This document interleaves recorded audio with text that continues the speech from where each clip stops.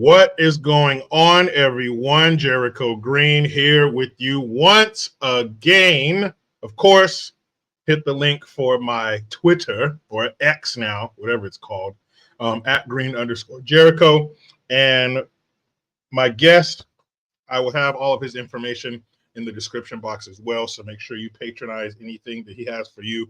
Give him follows, subscribers, whatever it is. Now, you know how we do on Green's House. I sit down with amazing people who have an interesting story to tell, and today is no different. It's been a while. We're back, and I think I'm coming back with a home run. Ladies, grab a towel to sit on if you need it. He is an actor. He is a singer. He is a model, and most importantly, he is a husband and a father. Without further ado, please welcome, I think I can call him a friend of mine, Matthew Marsden. Oh, you Hello, absolutely Matt. can call me a friend. Thank you for having me. All right. I don't have a lot of those. You know, this is a very elite club to be in as a friend of mine. So I sure appreciate it, Matt. How are you? I'm great. Thank you. That was a great intro. I'm like, I don't think I can live up to all that. You already have, man. It's already done. I'm glad to have you here. You know, there were, for a little behind the scenes for the people, there were some scheduling conflicts. Matt is a very busy man. I have things going on as well. We're both family men. So we're going back and forth for a while. Is this day good? Is that day good? But all that is behind us. It is all water under the bridge because you are here now. And I thank you. Oh, thank you for having me. This is great. Of course. And this won't be the last time. I hope you come back. You always have projects going on. You have a project that you finished recently. We'll talk about that. But first of all, before we do anything else, happy anniversary. Yeah, thank you very much. And 19 years, that's kind of crazy, huh? It's a long time. And, you know, I think that when you break the cycle, you know, because I come from a divorce background, when you kind of get over that, I think, then it means even more, right? I don't know. Maybe for me it does. It does. Anytime you can break a cycle, that does add a little more to it, and it does make it more special. Now, was that kind of in the back of your mind, you know, that I want to get married someday to break the cycle, or was it just kind of natural and you found the woman of your dreams and you kind of, you know, broke the cycle anyway? Yeah, well, I mean, it was kind of a weird thing, you know, and I can discuss this when we talk about other things, but I think that I always wanted to just get married young. I really did. I wanted to get married. I wanted to have a family, and when you get any kind of modicum of fame, then that changes massively because you're like, hang on a second, or any notoriety. You're kind of questioning what a person's motivation is for, you know, coming to you or being with you. And you know, at one point I thought, that's it. I remember being like 28 and going, that's it. I'm never going to get married. Like, that's it. It's all over. Like, I'm over the hill. Or 29, I think it was. I was like, yeah, this is never going to happen. And then I did. I met the woman of my dreams. So it wasn't like a conscious thing, you know. What back then, you know, because when you're in it, right, when you're the child of a divorced parent, like divorced parents, split up parents, that's all you know. So you don't really think, oh, I'm going to break the cycle or anything like that. But then when you get a little bit older and start getting interested in these kind of things, you can say, well, you know, it's a high probability when you come from a divorce background that you're going to be divorced yourself. And so I've been very lucky. I've been very blessed. I married a saint. My wife is really, really amazing, and she puts up with me. And so we have a great relationship, and we've got a big family. So yeah, it's really an amazing thing. I think that, you know, I know Tucker Carlson said this, is if you can get married young, it's actually a great thing. A lot of people say, no, get married older, but no, get married young. You know, if you can marry your high school sweetheart, marry a high school sweetheart. Yeah, I agree 100%. And, you know, naturally, the natural order of things is marriage, and then come children. And children are definitely for the young. You know, you do want to start your family when you're a little bit younger, you know, just to keep up with them. It Yeah. requires a lot of energy, a lot of sleepless nights, and that's just much easier to do as a young man or a young woman. Now, something you said kind of made a question pop into my head when you said that when you get any modicum, I think I said that right, of fame or fortune or something like that, it does make you question, is this genuine? Are they Yeah. just, attracted to me because of what I have, or is it because of who I am? Now, to be completely honest with you, growing up, watching as much TV and movies and stuff, and reading as many interviews as I have, I would hear famous people say that, and then I would kind of be like, wah wah, you have you have this success, you have this money or fame or whatever, and I kind of saw it as not a real problem. But now that I'm a little bit older, I'm married myself. Yeah, that is a real concern, because so much marrying the right person is so important, especially when you bring kids into the situation. So, to you and all the other people of note, I kind of, my bad, I didn't think it was that serious, but it really is, because who you marry and who you have a family with is crucial.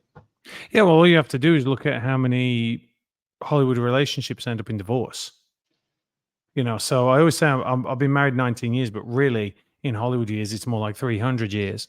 Yeah. So, I mean, and but it's one of those things. I think that I mean, certainly for me, when I wanted to become an actor, to me, it was just like, can I become an actor? Can I actually just make a living acting? It wasn't really, am I going to go to Hollywood? I mean, you dream about those things, right? As an actor, Hmm. because that's the pinnacle. It's that is the zenith. It's the mountaintop, going and doing Hollywood movies. And you want to get there, but you never really think you're going to get there. And you certainly don't think you're going to be famous or, have any kind of that kind of, you see it and you're like, okay, if it comes, it comes. But I mean, certainly for a British actor, what you're trying to do is just do the best work that you can do. And then when that comes around, it kind of hits you, or it certainly did when it happened to me. I think it's more different. It's different now, maybe a little bit more difficult in the sense that you could still live your life a little bit, and there wasn't the exposure to social media as there is now. But Hmm. saying that, there were much less people out there for people to consume, right? You had, like, I don't know what the magazines, People magazine, I guess, and now you have those magazines that are pretty much obsolete apart from online, and you have Twitter and Instagram, and people becoming famous Instagram for nothing really, or the way they look, or whatever it might be. So it's more of a more of an easy access to actually become famous like that, but it's a more cluttered space. Hmm. You know what I'm saying? It's a Yeah. more cluttered space. That's why if you look at Hollywood, you can still talk about the actors that came through the 90s and they're still A-listers, like Brad Pitt, Tom Cruise. And Tom Cruise is even 80s, right? But these guys, Robert Downey, all these guys are still massive stars now. Whereas I think that in years gone by, you would have had another swathe of actors come through. But it's just the nature of the way things have changed. And when I came, I mean, I got my email. Jason Isaacs, the actor, who played Malfoy, he um, he gave me my email address, and I hadn't had one, and that was 2000. Right, so they weren't. I didn't have an email address then, so Wow. things have really changed. You Yeah. know. And being someone who's had success and been in the business pre and post social media, if you could, Thanos snap your finger, so to speak, and then boom, this is the way it would be. Would you prefer going back to pre social media? I mean, because you can reach more people now because everybody's on everything.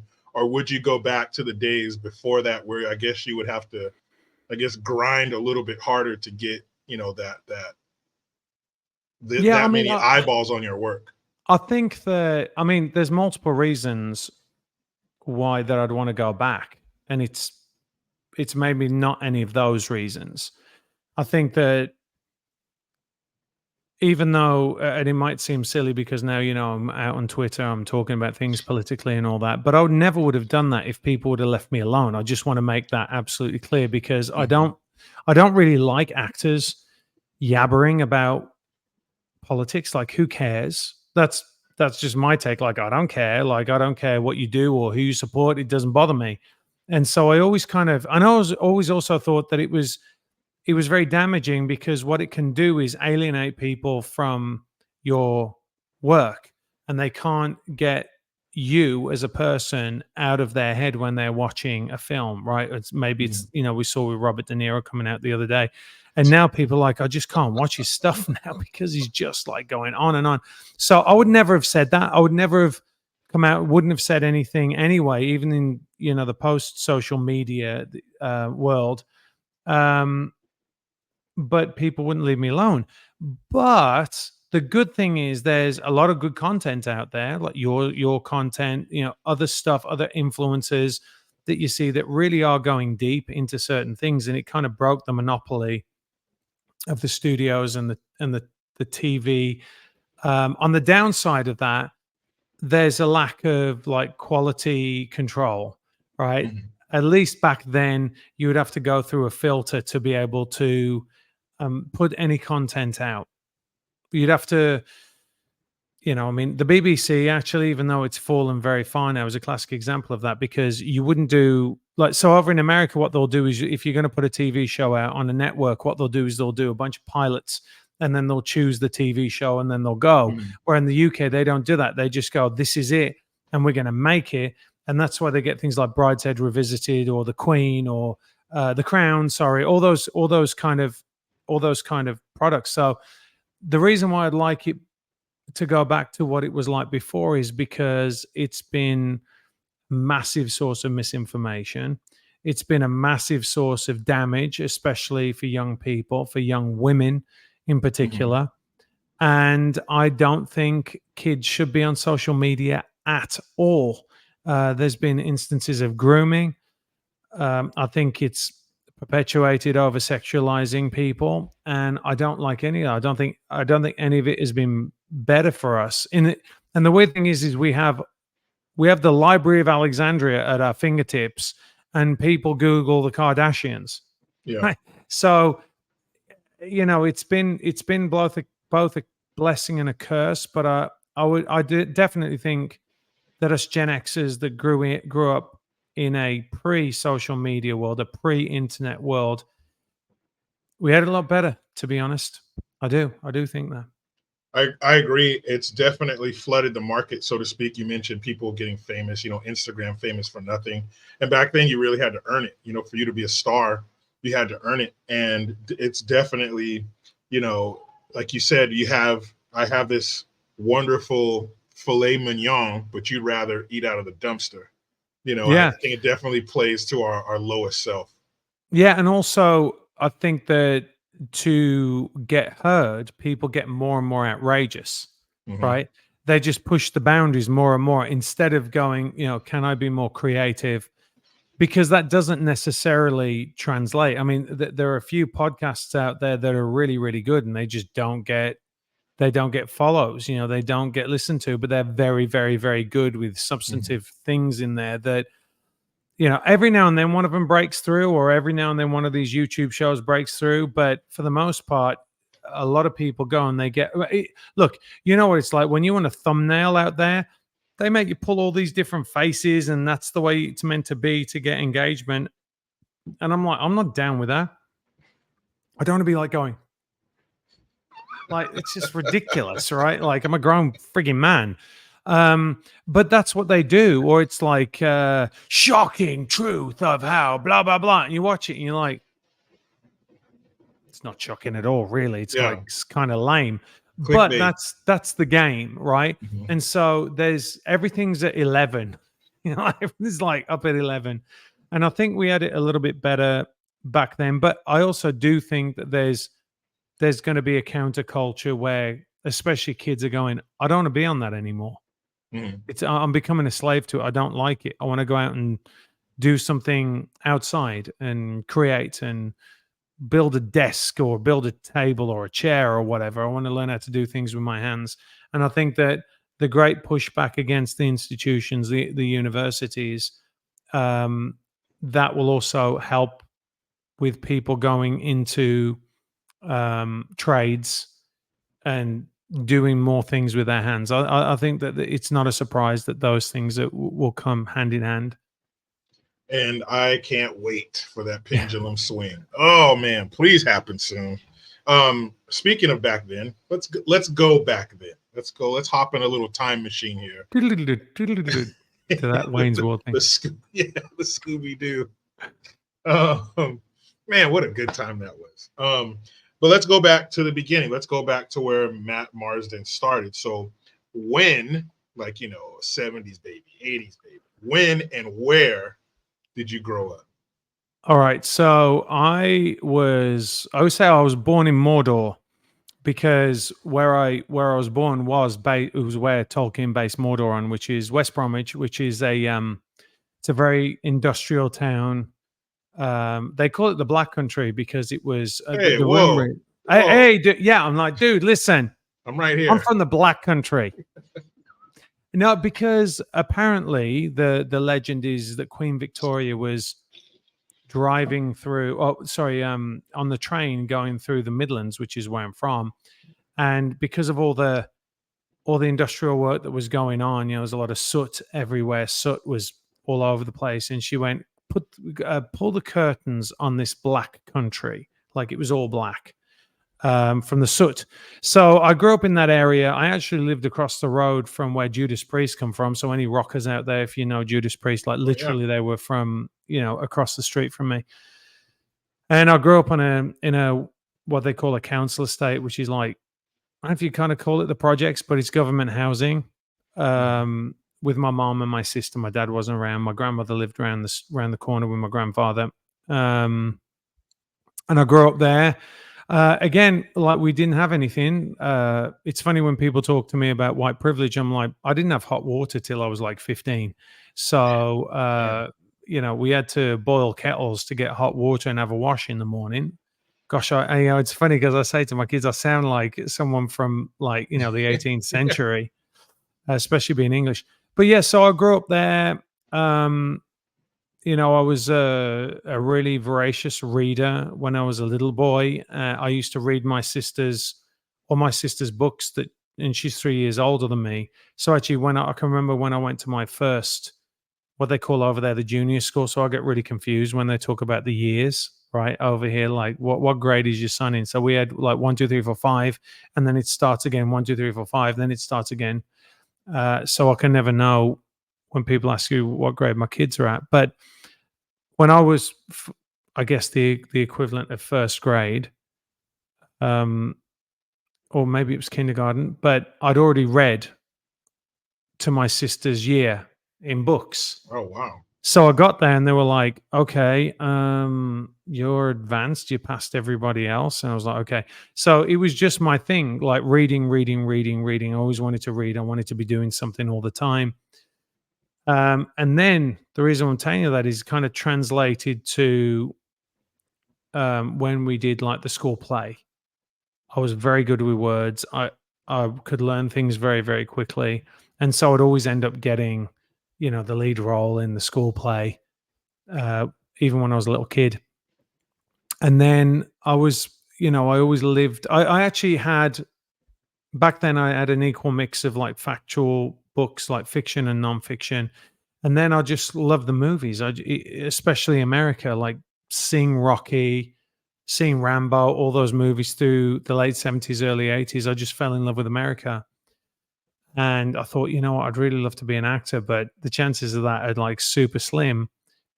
And I got into something called National Youth Theatre, which is, probably the best youth theatre in the world. You can go and look, if you guys Google it, who's been in National Youth Theatre. It's a who's who of British actors. And I got into that and I was like, oh, Yeah. Why don't you forget it maybe then? this might work. So yeah, so that was my upbringing really. Yeah. So real quick, your appetite for reading, how did that help you later in life, like memorizing scripts and stuff? Did that part always come pretty easily to you? Yeah, I mean, I was just I'm a worker, right? I love working and I always have to learn something. I always have to be learning something. I don't know why that is, but that's why if you look, say on on Wikipedia, it's like, why are you a dive master? Why are you a PADI dive master? Well, I had to go and do something. I had to go and like achieve something. Like I just did a degree. I just finished that. I'm always kind of, I need to learn. I have an insatiable desire to learn. And I loved the exploration of text and becoming somebody else. I think part of it was escapism. Mhm. Part of it was, if I'm completely honest with you, I didn't have a dad in my life. And I think part of it was for validation, because I didn't really have much confidence. But I just wanted to express myself. And that was a way of doing it. And I loved, like, I really loved Star Wars. That was a real thing for me. And like I said, Rocky inspired me in the sense that it made me realize that, hey, listen, if you go to America and you work really hard, because in the UK, there's really a class system, right? Mhm. You're working class, middle class is like rich, right? Like when you hear people say middle class in the UK, they mean people that are pretty well off. And then there's the aristocracy. So it's a real class thing. So you don't normally get actors that are working class. Oddly enough, when they are, they're usually really good, like Gary Oldman and a few others. But it's really a class system. So you never really get out of it. So I thought there's no way. And I had a funny accent back then. Like if you watch Peaky Blinders, that's kind of similar to my area. It's very close. Um, the Brummies out there would go mad at me about that, but it's within like 6 miles of where I grew up, Oh, yeah. so that's the kind of accent, and you just don't get on if you have that kind of an accent or you're working class. You certainly don't make it in acting. So I had to battle against that, and luckily it worked out. You know, It sure did. It got you here with luckily, me. So, if that's not an achievement, I don't know what is. yeah, But growing up as a kid, when I would think of England or hear about England, I'd always remember, I always pictured what it was like in that video for Simply Red holding back the years. yeah, Because he's like walking through the countryside and you got the school, the scenes in the schoolhouse and stuff. So I always thought, that's what England was. England was a lot of rolling green hills and, 3 foot stone walls and stuff like that. Obviously, it's a little more than that, but that's what I always pictured as a kid, from seeing those videos. And there were a lot of British, not only in the 60s, the whole British invasion, but in the 80s, there were tons of British acts. Phil Collins, like I said, Simply Red and stuff. yeah. Peter Gabriel, which is, very much connected to Phil Collins, but there were tons of British acts. So that's what I always pictured. Um, but speaking of being uh, very good at reading, being advanced, getting the roles and stuff in the school plays and everything because of that.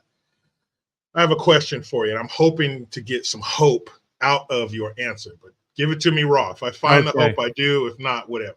okay. But obviously, you've had a career modeling, acting, things of that nature. You're a tall, good-looking man. So my son is a very good-looking kid. He's ever since he was, a toddler, we'd be out places. Oh, your son is so beautiful. These older girls, last year he was in first grade and these third graders, oh, that's him. That's oh hi and everything's hi. And, he's of course at the age, he's 8, so girls are still, ew, gross. Why are they talking to me? Or he Yeah, totally ignores them. But where I'm going with this is when you get to a certain age and your hormones kick in and girls become involved, the other kids, the other boys in school and on the playground, they're probably not going to take too kindly to that. Being that you're good looking, you're good at sports, things seem to come easy to you. The girls flock to you. You don't have to work for it.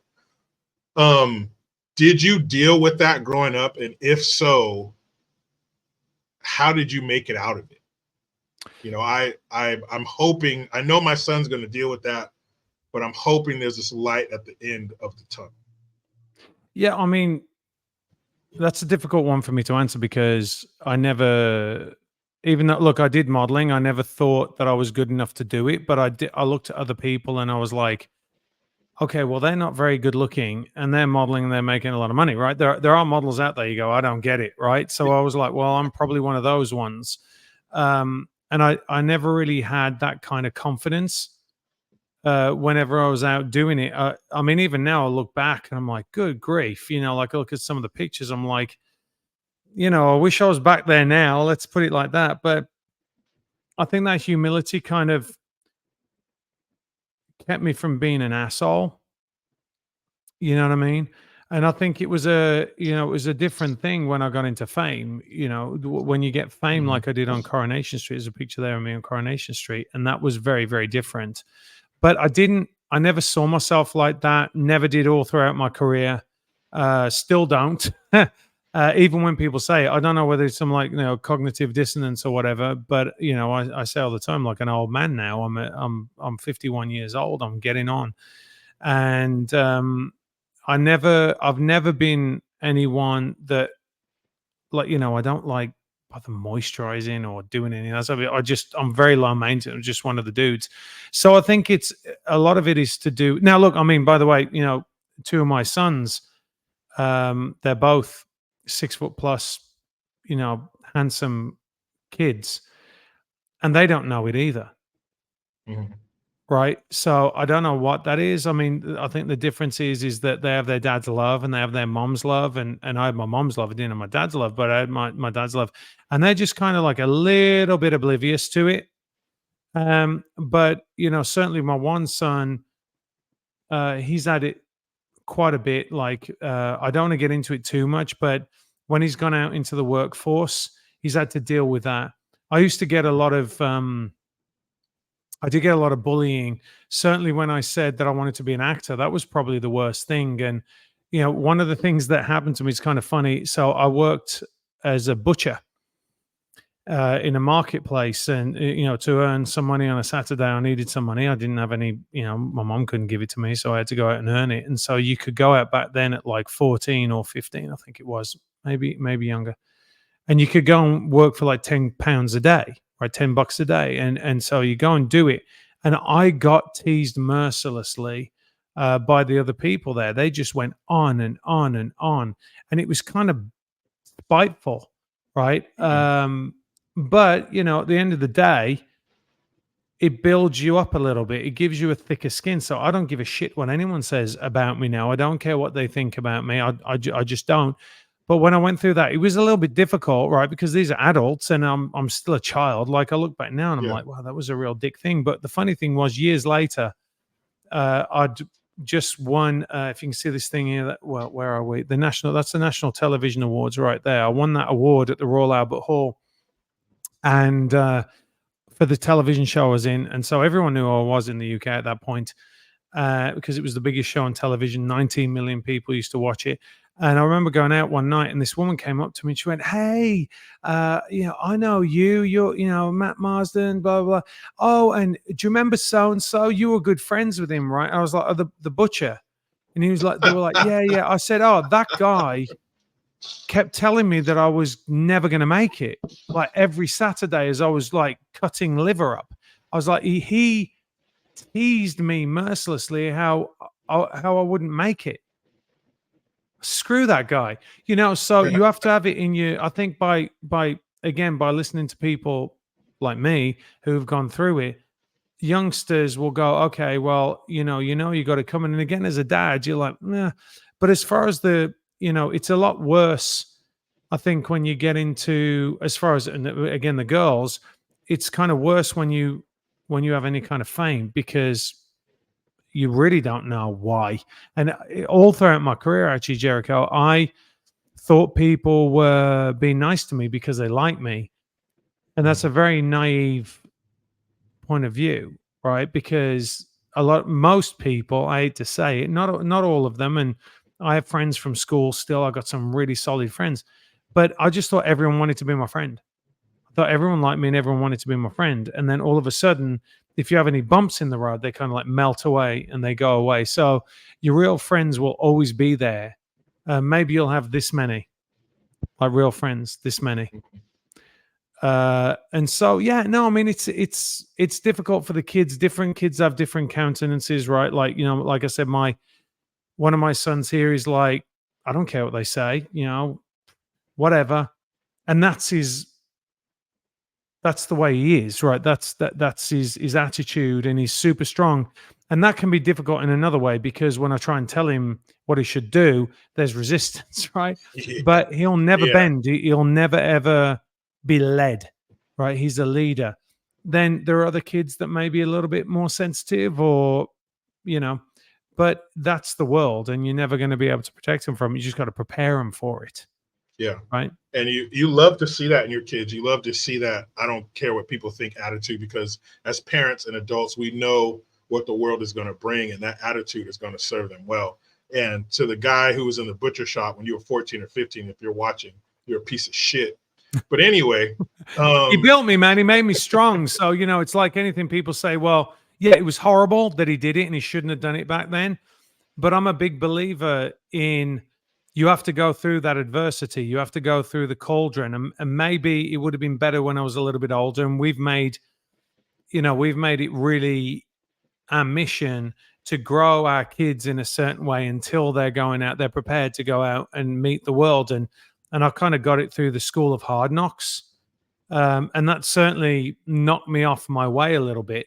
mhm, And then if you're an actor, what you should always do is pursue truth, right? Actors should always pursue truth. You should pursue truth in the role, in the story, um, every aspect of your life.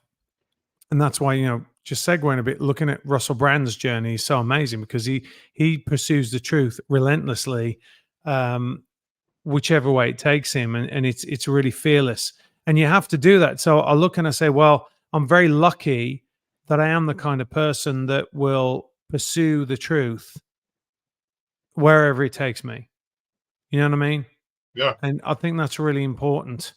And so it's certainly helped me get where I am.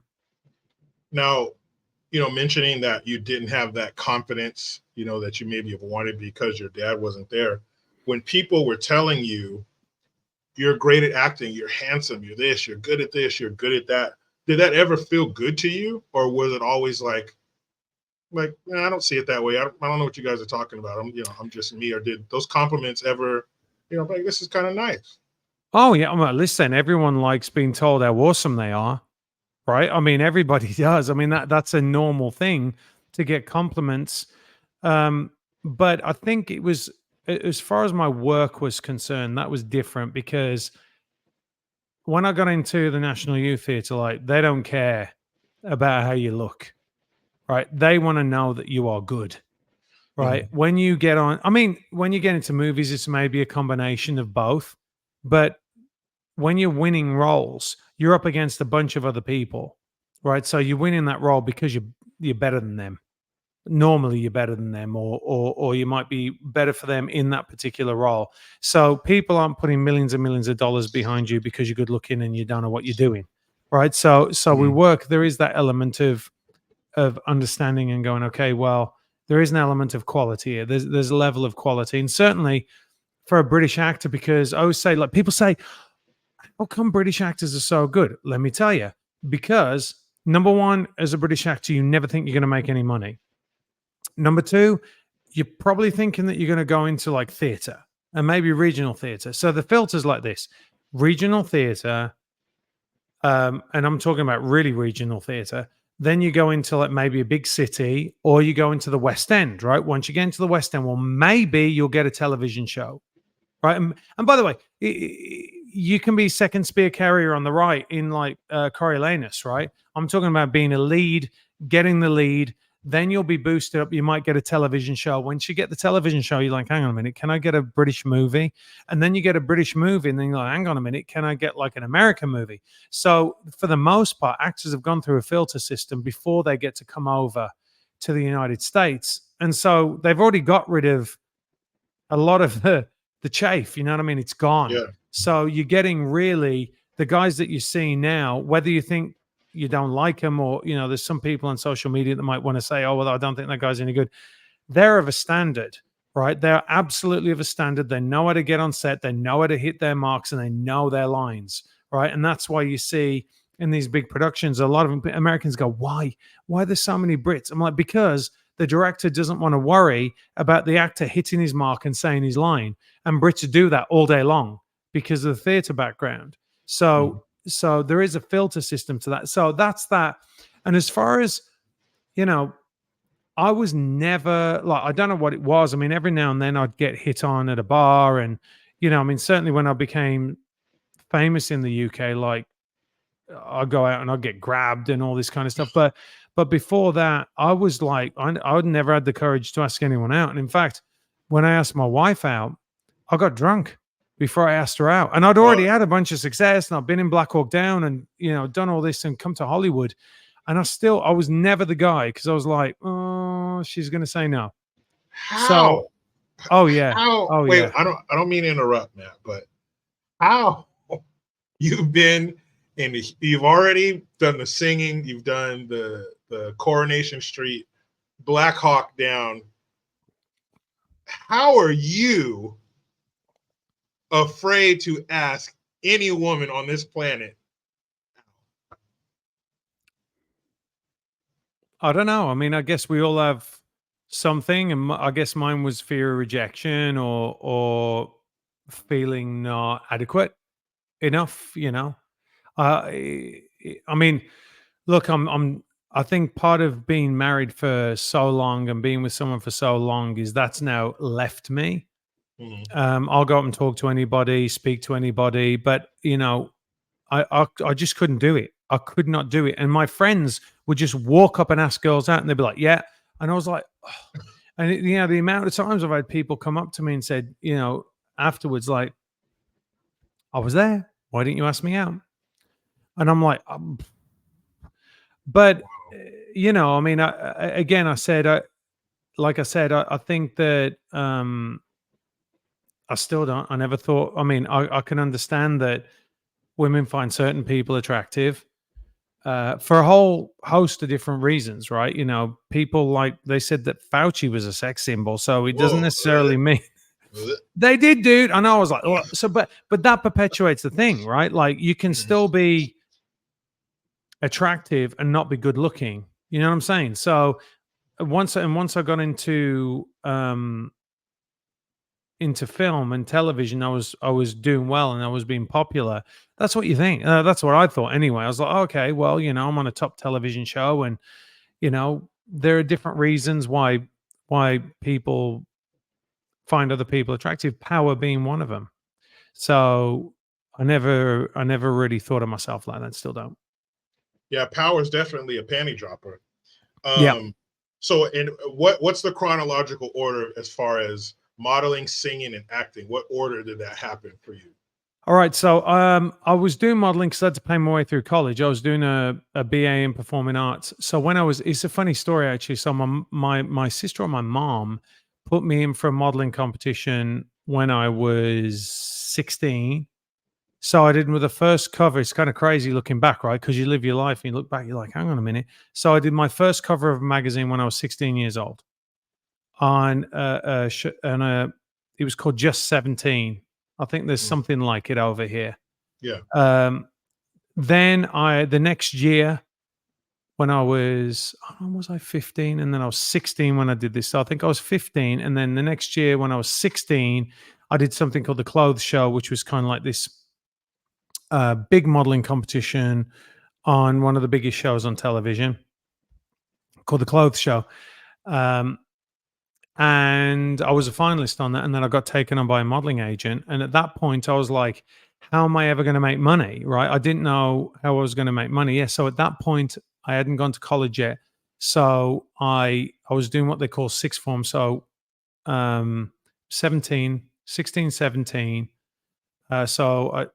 In the UK, what you do is you get to like 15, 16, and that's the end of high school. And then you go to something called sixth form college if you want to get what they call the A levels. And that's why British degrees are 3 years long, not 4 years long, because you do 2 years in between of what they call A levels. So I was at that point. So I must have been, I guess, 16, 17. And I moved down to London and I started modeling to make money because I never knew. I didn't think I was going to become an actor, And then what happened was, Jericho, is I just kept getting commercials. So I walk in, I was really good at it, to the point where guys would go, "Oh, when I'd walk in for a commercial because I'd just get it. Like, honestly. And so I ended up like traveling the world doing that. I was with one of the top modeling agencies, and then I went back to college, started studying a BA in performing arts, and but again, I had no money, so my mom couldn't give me any money for food. So what would happen was I'd get a modeling job, and it'd be like, "Hey Matt, you got this gig in Turkey for like 2 weeks, and they're going to pay you a few $1,000s." I was like, "Okay, bye." And then Yeah. I'd have to pull a sickie at college, and they didn't like back then. They didn't really, if you're at college, they think you can afford it, right? There was not really loans and all that you could get. So I mean, you could, but you'd have to go massively into debt. My mom couldn't, sign for anything like that because we had no money. So I just had to do it. And then I'd come back like all tan, and they'd be like, "Where have you been?" So anyway, so I'd go and do it, and I'd make some money, and then it got to a point where I was just making money, and I was doing commercials, and like, hang on a second, this isn't the degree isn't going to mean the paper that it's written on. I'm getting work. I need to go. So, and I'd done nearly 3 years of the degree, so I'd nearly finished it. And actually, I should have finished it. I actually I got into a debate with my college about that, and they actually, believe it or not, the records from my year were destroyed in a flood. You can't make it up. So I had to fight and fight and fight to get any kind of recognition that I went to that college, and even though, and so then I got an agent because I was getting all this commercial work, and the acting agent put me up for a job called Emmerdale, which is like the third biggest show on British television at the time, and I got it. So went off, I did that, finished that, and then I did another little show, which was great. I flew out to Jersey, which is a little island just off the coast of England, in between England and France, and I did this like kiddie show there. It was like a young teen kind of show, and then I got Coronation Street, which is the biggest show on television there, and it just changed my life. Like it was a huge, just giant. Oh, and in between that, by the way, because you asked about the singing, I was taking singing classes the whole time because I was like, look, if I'm going to act, I need to, and I'm going to go and do the West End or Broadway, I've got to be able to sing. And I couldn't, my mom could never pay for me or for any music lessons or anything like that. So I had to pay my own. So I took singing classes, and I got approached by a couple of record companies back then. And I just didn't feel right. Right. It didn't feel right for me to go and sign with these. I felt too young. I felt I wasn't prepared. And then, I went off and did Coronation Street, and, won that award, and it was insane. Couldn't walk down the street. I mean, literally it was crazy. Anyone in the UK will tell you it was around at that point. It was pretty mad. And then I did 1 year on it, and then I left, which nobody really does. And everyone was like, "Oh, he thinks he's too good for the show." I was like, "No, I just want to do other things." And I signed a recording contract with Columbia Records. Felt like it was the right time. Felt like I got enough experience, and I went off and recorded an album, which is kind of And cool. how old were you when you signed with Columbia? So, 25, I Okay, think. prime 25. time. Yeah. Now I want you to tell the story that you told Gabe and I on Double Impact. I think it was around the holidays, and you had to go into a store and like buy. You were buying a ham or something like that. Yeah, that You was were kind of thinking, mental. Yeah, yeah, so yeah. all right, I'll tell you the story. This was like Christmas 1997. So I've been on the show. I got on the show on my birthday on the 3rd of March, 2007. So let me do some math on that. I would have been 24, which is crazy. So I was 24, and yeah, the show was massive. I'd been, I won that award, which again, I won it after I think I'd been in the show like 3 or 4 months. I won the award. It was insane. And I'd gone to turn the Christmas lights on at my hometown, and 27,000 people turned up for it. And it's funny. I don't have any clippings of that. I don't have any news stories, but it's out there somewhere. Had a police escort. So this is funny. Let me tell you this first. So I caught a train in, and I'm just going to go and turn the lights on. My hometown, and I caught the train. I get there, and there's like a full-on police escort, and I'm like, "What's going on?" And they were like, "Oh, we got to drive you in, Matt. We got to drive you in." I'm like, "In a police escort?" Like, I'm thinking that's really embarrassing. And they were Yeah. like, "Oh, no, no, no, no, no, no. We won't get there." And so I drive out, and I'm in one of those Shoguns. The Shogun, like it was a like 4x4, which they didn't really have many of them in the UK. And the sunroof was open, and I had to stand up, and there was just thousands of people anyway. I was like, "What is going on? Like, this is just crazy." So the same town, so I have kind of two adjacent hometowns, but the same town, it was Christmas Eve. And I said, "Oh, I don't have a turkey," because in England you have turkey for Christmas Eve. And I said, I need to go and get one. And I said to my buddy, I was like, "Listen, will you come down with me? Because sometimes it can get a little bit difficult in the Mhm. town." And he was like, "Yeah," he was a builder. Like, my best friend was a builder. He's still a very good friend of mine. I'm going to see him soon again. And we laugh about this actually. We were telling this story when I was back there last year. So I said, "All right, let's go down. We're going to go to a place called Marks and Spencer's, which is kind of like Whole Foods. I'm going to go and get a turkey. I've got my cap on, doing all that crap." And so we walked down, and the way you could get to it was the entrance was on the street, right? So you could come in on the street, but also the back end was into a mall, right? So there's entrance on the street, back into the mall. And so I walk in from the street, go straight the way through, pick up the turkey, get some cranberry sauce and whatever else it was.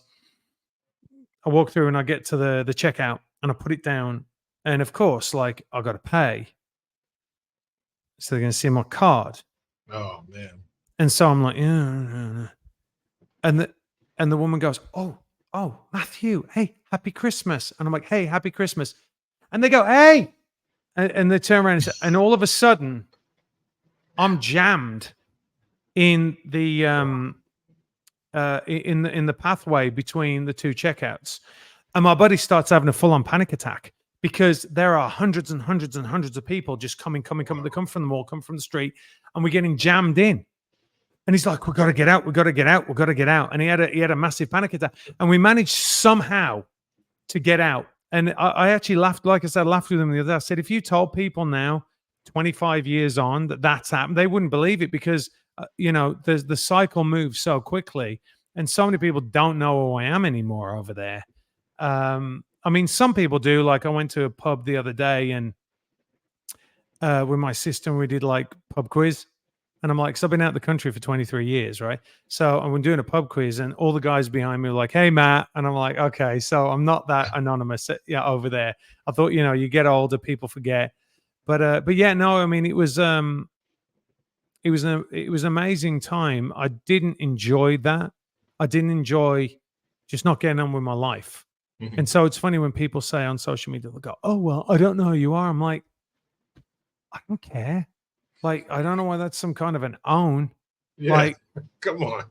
I don't care. I'd rather have my life like that, you know? Hmm. And you've been there. You've experienced it. These fools just don't know, but you've been somebody who's needed a police escort because tens of thousands of people are there to watch you turn on some lights. Yeah, I And mean, it's crazy. something I just noticed, you guys say Happy Christmas over there, not Merry Christmas. Say both. Happy Christmas, Okay. Merry Christmas. Yeah. Okay. Now, Matt, I got to show you something, man. I want you to explain this to me. Okay. Got a Uh-oh. little got a little picture here. And I'm assuming by the clothing and the hair and stuff, this is in the 90s. But you gotta explain Uh-oh. this one to me. Oh, yeah. When Okay. That's when funny. when was this? And do you remember who that lady is? Yeah, she's gorgeous actually. Her name's Kelly Brook, and she actually dated Jason Statham for a while. Okay. Um I think that I know what that was. Um, so before American Idol became American Idol, it was called Pop Idol in the UK. It started in Okay, the yeah, yeah. UK. And I knew the panelists. I knew Simon Cowell. Simon Cowell tried to sign me for my recording contract. And so I don't know how me and Kelly got to be there together. We weren't dating or anything like that. I mean, she's gorgeous. But I think we just bumped into each other and people were like, hey, you two are on your own. Let's, have a picture taken. It's honestly almost like it's a completely different life. And what I wanted to do was I just wanted to get away from the look that I had on the television show. Like I Mhm. wanted to change up a little bit. So yeah, it's very NSYNC, isn't it? That's a Yeah, I very saw. I NSYNC. was looking at some pictures. I was like, "Whoa, the blonde curls." I got to hear the backstory Yeah, yeah, on yeah, this yeah. one. Yeah, no. Thank you for that, Jericho. Yeah, of course, man. We like to dig up those jewels, those gems here. Yeah, yeah. Um, I mean, it was a lot of that was a blur, to be honest. Like, there's so much going on every day. Something was happening, so it was a crazy time. Now, did you notice a difference between the fans of, say, Coronation Street versus the fans of your music? Because I think visual, entertainment movies and television shows are a bit different from music. I think music is a little more intimate. I think music is there for more points in people's lives, whether they be good or bad. No one's going to sit in their room and cry over a breakup to a TV show.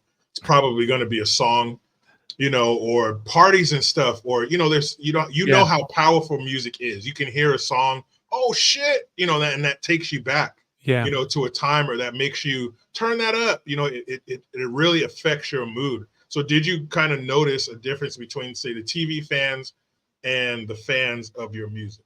Yeah, I mean, I think that many of the music fans were fans of the TV show that just kind of bled over because it was a show that was just so big. Uh, and I was very grateful for that. And I mean, I'm sure that the record company wanted to keep that momentum, right, Mhm. from the television show. But I think it also came as a bad thing because over there in the UK, one of the reasons why I joined Columbia Records was because they had Will Smith and Harry Connick, and they were very comfortable with people working in film and television and doing music. And I loved that. And I knew that they understood that. So Sony, Columbia. So that's one of the reasons why I signed with them. And um, I know they say you shouldn't say a lot, but there's such a lot in my brain about that period of time. I think that I got kind of a bit of criticism as well because there was a spate around that period of time of people coming off television shows and doing songs though but these people couldn't really sing and the Mhm. songs were really cheesy.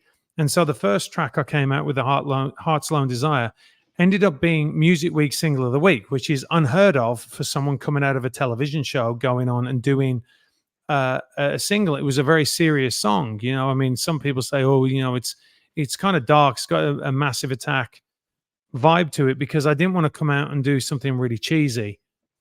So I did that. That was a big success. And now it's funny because in hindsight, a lot of people come out and they go, "Oh man, we love that song. Like that's a song that really still stands up." And of course, then I moved on. I did "She's Gone," which was a cover. I always wanted to do that song as a cover. I loved it. I love Hall and Oates, and obviously it was with someone that did pretty well in her musical career, Beyonce. Oh, I So heard of her. yeah, yeah. So I mean, that was another amazing experience as well, going on and doing that. But it's like when I did Black Hawk Down, like you do those things and you think, right, that everyone's at the same level, right? Like everyone's around the same level. You're working, you're collaborating. Nobody's really bigger than anyone else, and anyone could pop from that. Anyone Mhm. could have massive success, and a lot of it is to do with the market. A lot of it is to do with having great management. It really is making the right choices, and some make the right choices, some don't. Some have bad luck, some have great luck, and that's just the rub of it. Like they say, you make your own luck. You've got to be good enough to be in the arena.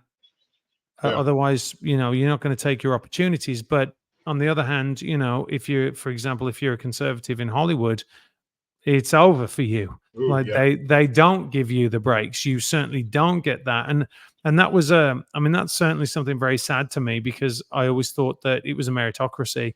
And now I think certainly over the past 10 years, it's absolutely not a meritocracy for anybody.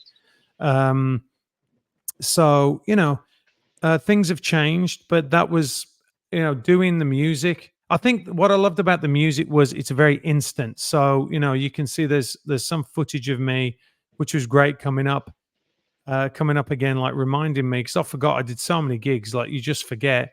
And there's some footage out there on YouTube of me playing a concert in front of a ton of people for a Pepsi show, and there's something about getting that immediate response.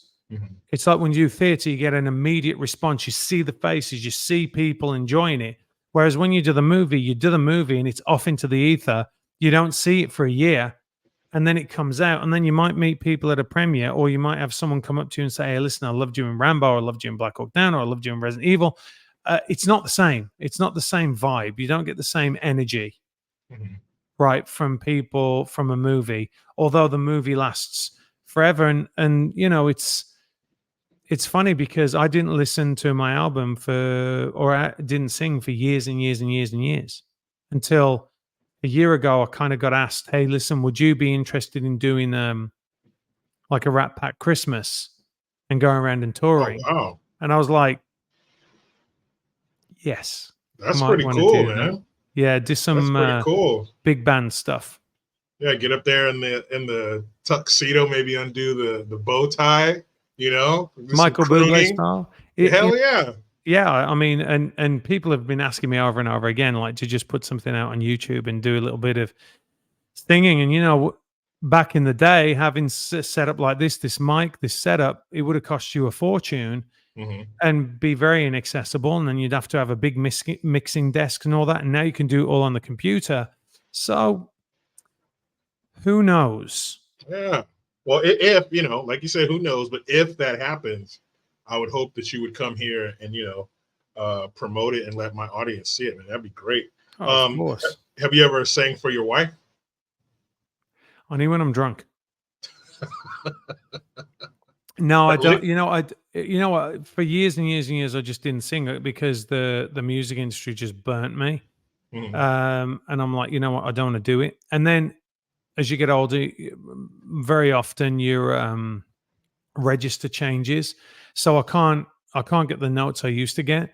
But you have a different vibe, right? Like you change, you have a different vibe. And so, and again, it's one of those things, Jericho, where I was like, who wants to hear me sing? Do I really want to go out like these people that just put stuff out and nobody wants to hear him singing? Like, why are you singing? So I do have that going on in my head. Um, but I've had a lot of people ask me to do it, right? So You that's a know? different thing.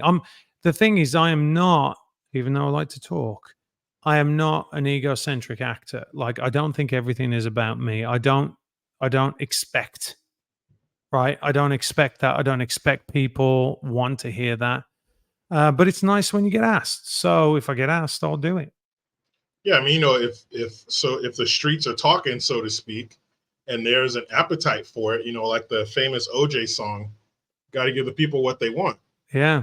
You know, Yeah. it, I mean, and it's also one of those things where I guess I've been looking back a little bit recently when you get that little bit older, and I'm like, man, like, why not? Like, my kids haven't seen that. Like, my kids don't, I keep all that stuff away from them. I mean, they come in here and they see this stuff, but my kids haven't really. I think one of them have watched one of my movies. I don't let them watch my films. really, why not? Yeah. Well, a lot of them are R Yeah, that's rated. true. So, That's number one. But two say of my, Transformers. yeah, but You know, Transformers, even though I was on that movie for 6 months, I'm not in it as much as the other films. So, like I guess the first introduction to the youngest kids would be Anacondas because that's kind of goofy a little bit, but it's also scary for them. hmm, But, you know, you have to be careful with what you expose them to. I mean, I'm not going to show them me. I mean, even with Anacondas, do get killed by a big snake. Spoiler, but that's that. I guess for little ones that can kind of be confusing, so I kind of keep them away hmm. from that. But they never. I've had instances where, I mean, even my son, he's been out at his work and someone's gone, Marsden, you're not related to Matthew Marsden, are you? And he's like, yeah, that's my dad. And they're like, oh, wow. And he's like, completely doesn't understand. Yeah, he's like, Like, wait. there are fans out there. And look, and I'm, like I said, I mean, I'm I guess you class me as a character actor now. Like, I'm a jobbing actor. What certainly wasn't what it was like years ago. So I never expect it. Mhm. I never expect anyone to know. So, yeah. Well, if you could only do one for the rest of your life, would it be singing or would it be acting? That's really hard. That's really hard. It depends at what level. The top level, if I mean, as good as you ever were singing, hitting those notes, wherever you were at your best at singing, that's the level you would maintain for the rest of your life. And same with your acting. I mean, just home run. Which would it be? That's hard. I mean, I got to say, I do miss performing. I do miss being out there and having an audience. I still act, right? So, but I don't sing. So Mhm. initially, I was like, "Oh, singing," and I'm like, "What are you talking about? Like, you love to go and do like really great roles." And um, the thing about the singing, I think now looking at it is, with the acting, the industry's so woke, Mhm. and you have to deal with so much drama that sometimes you're like, oh, do I really have to do this? Like, life is too short. And we're in a great job, doing a great job and getting paid a lot of money for it. Like, everyone should be happy on set and they're not. So as far as the singing's concerned, as a solo artist, maybe singing. I don't know. It's a great question. And you would Hmm? no, go ahead. Go ahead. No, I still have a lot in the tank for both. And actually, because I haven't been singing for a long time, you can, if you use the tool a lot, it can actually get worn out. So, I still have um my vocal cords aren't shredded or anything like that. Like I said, I don't really have the range I used to have, but then you just sing different things. So, I mean, I used to be able to get very, very high for me anyway, for a big guy. Like, you wouldn't believe someone as big as me could get that high. But now I'm definite baritone, you know. Mhm. So Well, and I think having not been in the music industry, but I would think with the music, you would have more creative control because you could write your own songs, and arrange your own music and, pick the kind of band you want, to back you up and everything. So, yeah, you're the boss.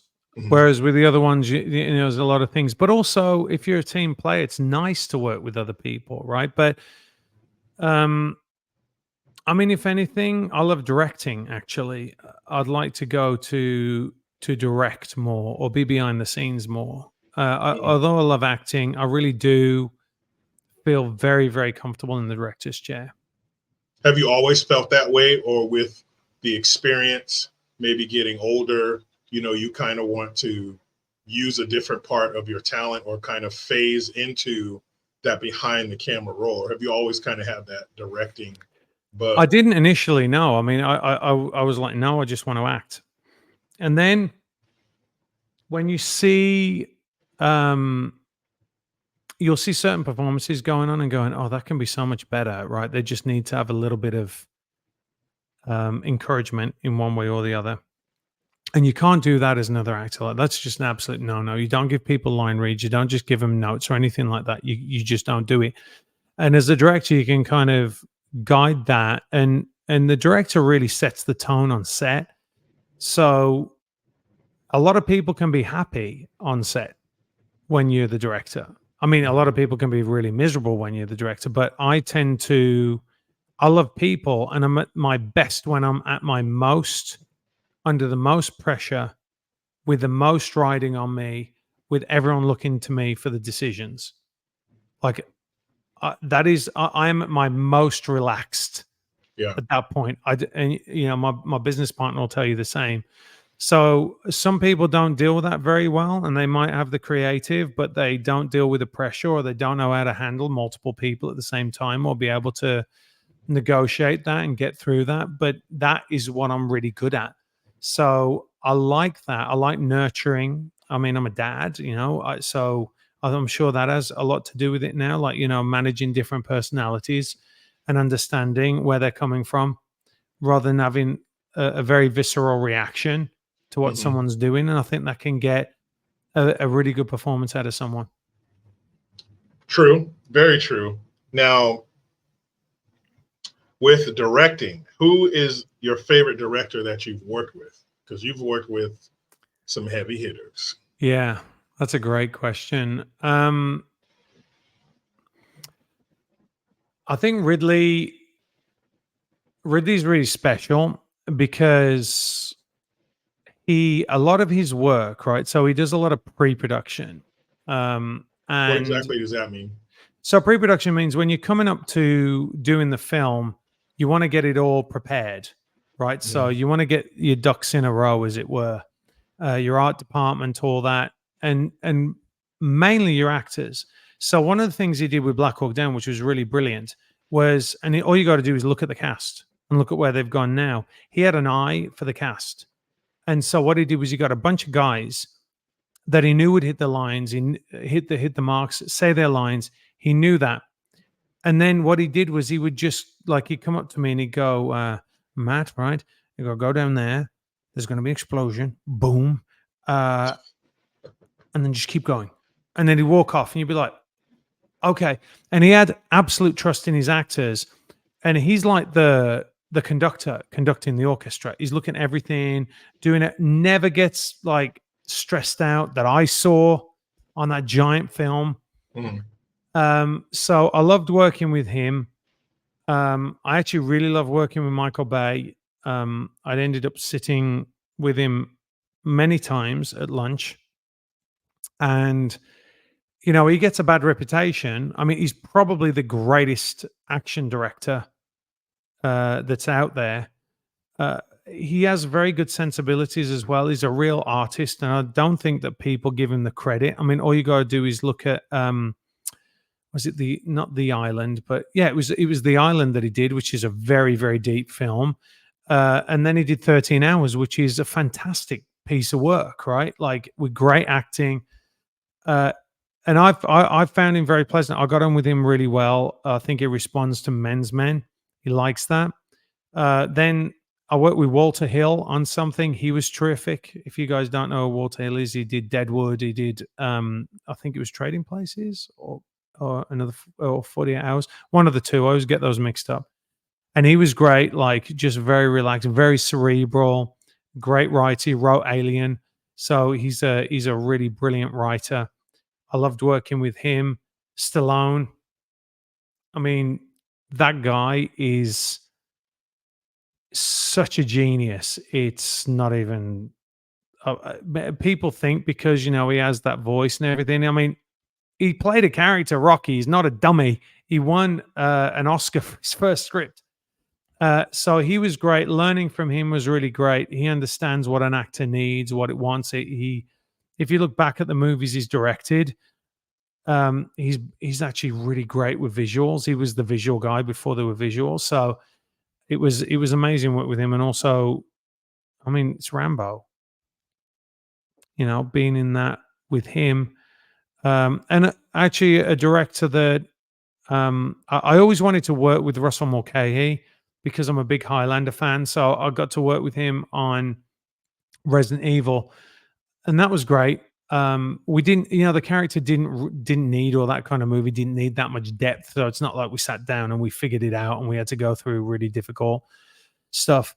Um, but I wanted to work with him, and as I said, massive fan of Highlander. Who isn't? And there was one. Oh, so Paul Anderson, who is the producer of Resident Evil. He was one of the directors of Resident Evil, and he wrote them. He's Mila Jovovich's husband, is a very good friend of mine, and I adore him. I adore him as a person. I adore him as a director. I think he's a very, very underrated director. Certainly, up there with Bay with the action. I mean, the Resident Evil movies, they get a lot of criticism, but I think in hindsight, like if you watch Event Horizon, it's a masterpiece. Like Event Horizon is still one of the scariest movies ever if you haven't seen it. And I think that if I ever criticize Paul, my friend, I'd say that he should take more risks because he's a brilliant filmmaker, and I don't think people have seen what he's capable of fully. So yeah, there's that. And I had a although I worked with him as a producer, not as a director. So, but he's awesome. Yeah. So, having done movies with the people you've done movies with, like you mentioned Black Hawk Down, a slew of great actors on that movie. Mm-hmm. Michael Caine, I'm sure people have heard of him. Uh, do you prefer working with the more serious, um, technical actors who are very focused on their craft, very good at their craft? They come in, they handle business. Or do you prefer maybe the guys who are still good, but they're more free flowing, having a good time? You know, like when you play sports, they always tell you just, have a good time, have fun. And they still go out there and, kick ass and win games and stuff. So, which kind of actors do you prefer to work with? That's a great question. And by the way, I realized I gave you a bunch of directors for all those last ones, but so I just want to say that, Fine. yeah, I mean, all for different reasons. Okay, if you're LeBron James is brilliant, but LeBron James is brilliant because he goes and he shoots baskets for hours in the morning and he gets the basics perfectly. It's like Delta Force guys. If people say, what is it about Delta that makes them so good? I say they make the basics, they do the basics perfectly, right? That's why they're so good, right? And then they can be relaxed because they've got the basics. So when it comes to acting, do I like the people that are technical? 100%. Always, always, always, always, always the technical actors because they come prepared. They know where they're hitting their mark.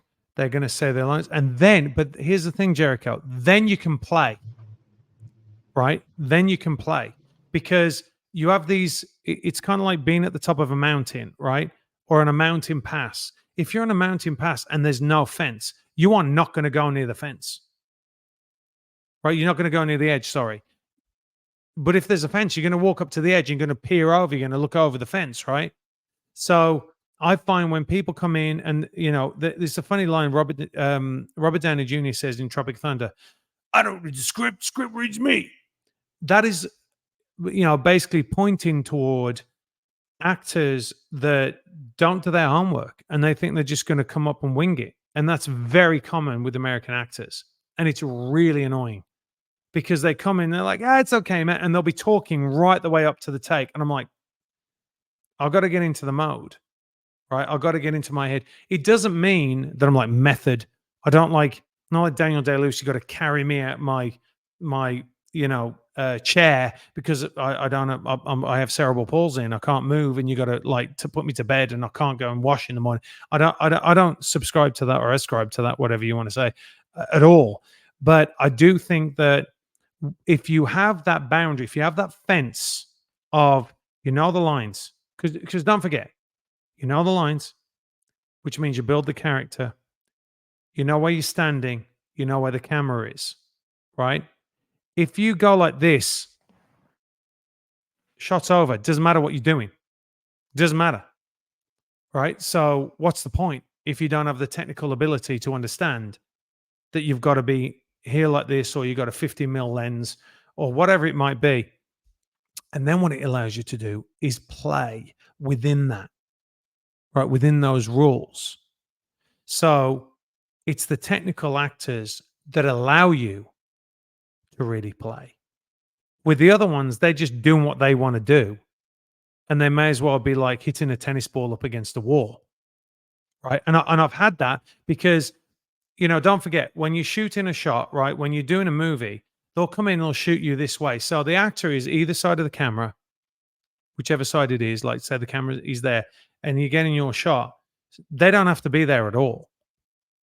And there's a lot of times actors will just go, I don't want to work with that guy, and they'll walk off. And so the performance is put together with nobody there. So apart from the wide shot, you don't need that person there. So what you find, and they can do it, and it's pretty shitty when they do, is someone can go second, see your performance, and then just destroy your performance by going second. If you want to be a dick. So the best performances are when there are those parameters, they are technical, and that gives you freedom.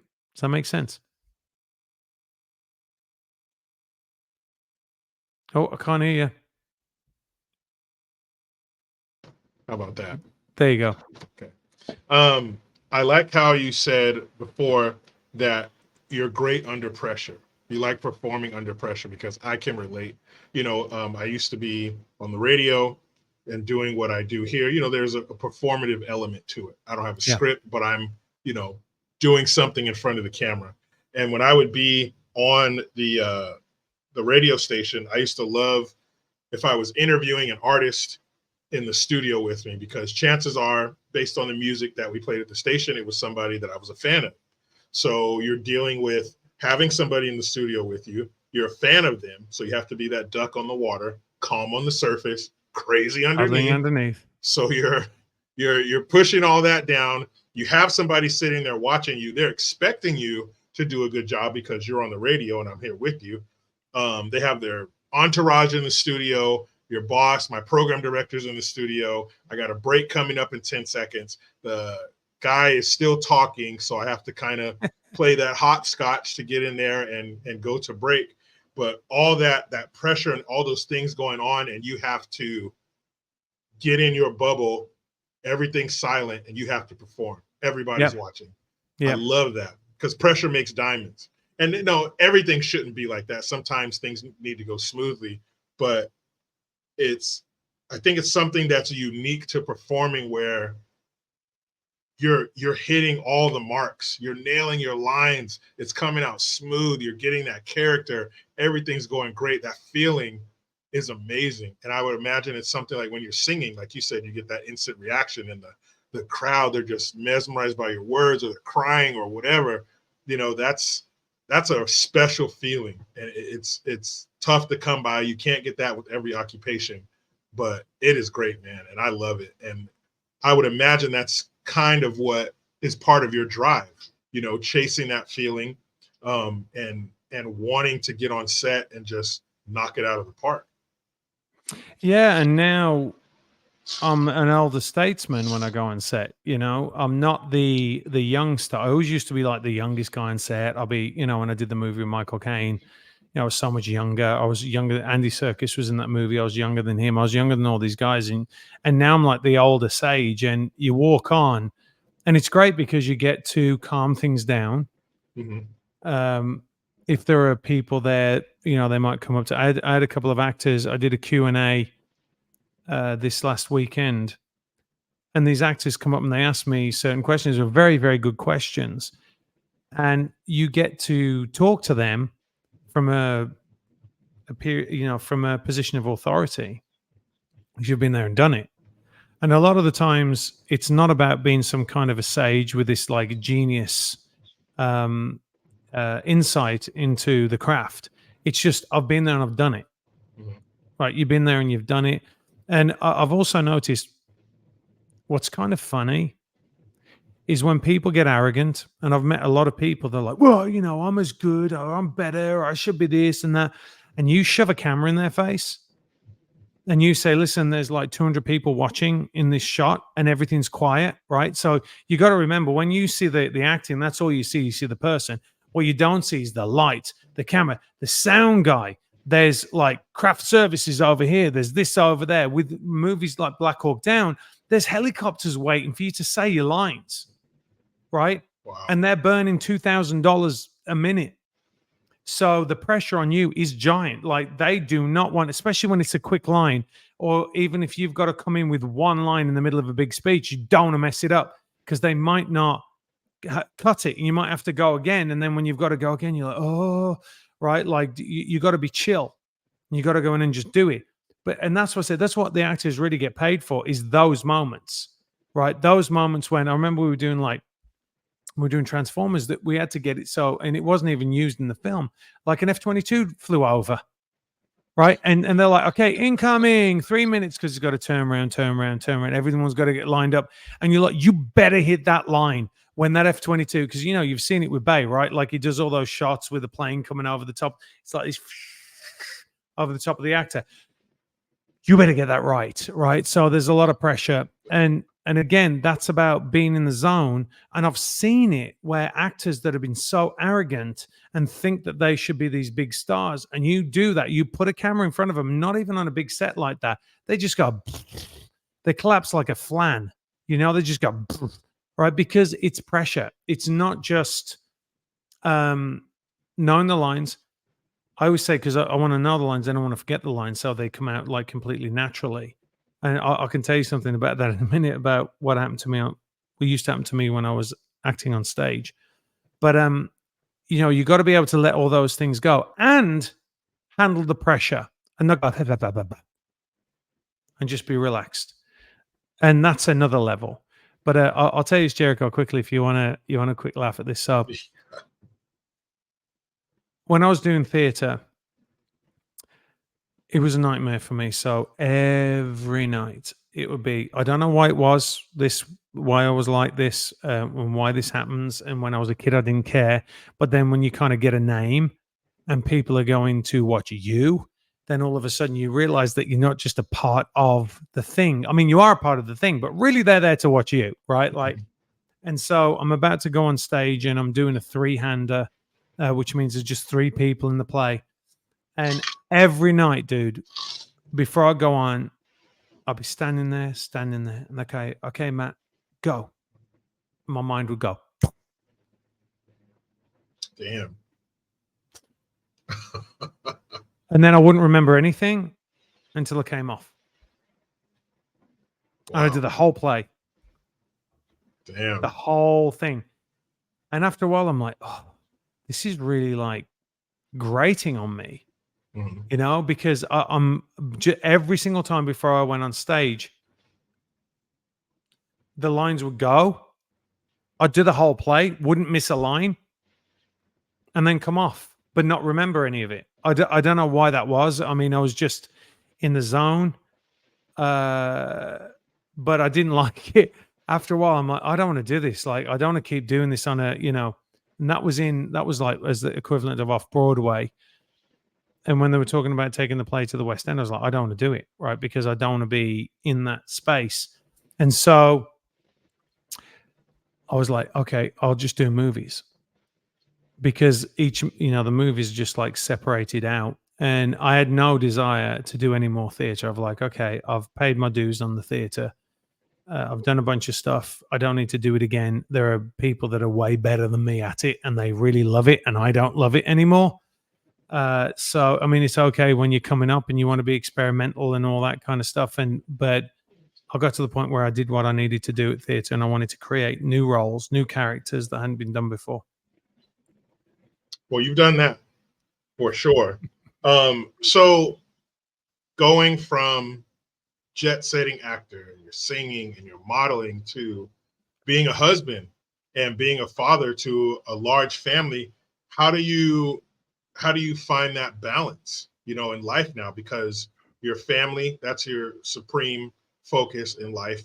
I'm sure if need be, you would walk away from it completely if your family needed you to, and you just don't know that feeling until you're a parent, until you're a father and a husband.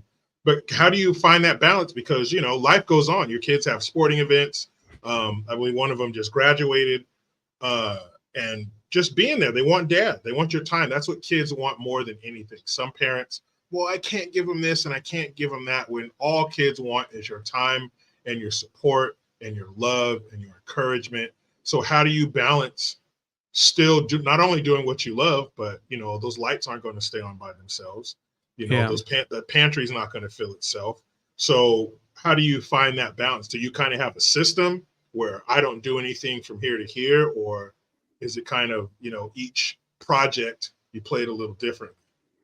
Yeah, I think that, I mean, look, I have a bunch of kids, but they didn't all like rock up at once, right? It was over a period of time. And I started making decisions based upon my family really when I started when I started having a family, or just after I married my wife. I Well, actually, let me correct that. I started making decisions about what movies I wanted to make when I got married, around when I got married and I fell in love with my wife, because all of a sudden things change, right? Like when you get married and you're there and you're like, hey, to death do us part, like, and then which is actually what happened. So I'm there and I say that, and then I get on a plane the next day, fly to China, and I have to do a kissing scene with an actress. And it was very different before to after. I'm like, that's really weird. Like, because to me, I just said I'm basically never going to be with anyone else ever again. And then you are. So it's kind of confusing sometimes, especially if you're any way, shape, or form moral. So there were certain things that I would turn down, right? I always only ever wanted to do like one movie a year anyway, because I want that work-life balance. I didn't want to just go from one to the next. I mean, if it came along and there were really, really huge films or directors I wanted to work with, I'd make an exception. But a lot of the time in those days, you could had the ability to say, "Well, I want to bring my wife and I want to bring my child." And when they're really little, it doesn't matter, right? Because they're not in school, they don't have friends. It's whatever. And then when you start establishing yourself in an area, then it starts impacting everybody else, and it really does affect your life, not only logistically, like getting around, but also the roles that you will take, right? That starts changing. And coincidentally, this happened in this new era of woke, right? So the more and more scripts that were coming my way was stuff that I just wouldn't do anyway. I mean, it was so outrageously, overtly sexual, for example, or had a message in that I'm like, I'm not doing that. I remember been a couple of times when I was on my way to go meet with a director or do an audition, and in my heart, like I start feeling like anxious. I'm like, I don't want to do this, and because I'm very much of the mindset that my agents work really hard, or they did, but I didn't want to let them down, right? Because if you're the tip of the spear, or say this is the tip of the spear, they want you to get, well, they've gone out and they've got me work. And so I'll be very grateful of going and doing the audition and getting the work. And so there are a few times where I've been on my way and I've been like, oh, I don't want to do this. I don't want to do this. And in my head, sometimes I'll say, well, I'll go and I'll do the audition, or I'll do the meeting, and then I'll turn it down. Well, then it becomes a different thing, right? Because then there's a whole lot of money on the table. Mhm. So that brings its own challenges. But I think that God had a plan, and I love being around my family. I don't like being away from them. And listen, sometimes it can get absolutely mental. There's a lot of kids in this house, right? But there's no place I love being more than with my family. So it is hard when you go away, but I'm very lucky because it's not like I'm an army ranger and I go away for 3 years, or, however long the tours are, a year or 2 years, and I'm in a war-torn zone. I'm going to nice places for the most part. But even when I just did this movie Protocol 7, I did it in Austin. I would drive back every weekend Mhm. because I just wanted to be back with the family.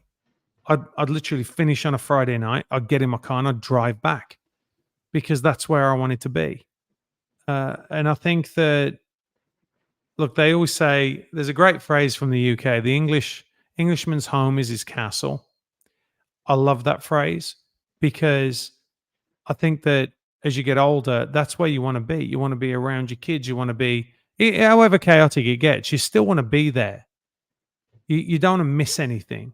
So Mhm. that to me is way more important. But I do want to clarify something on that, because you also have to give the kids space and not overparent them.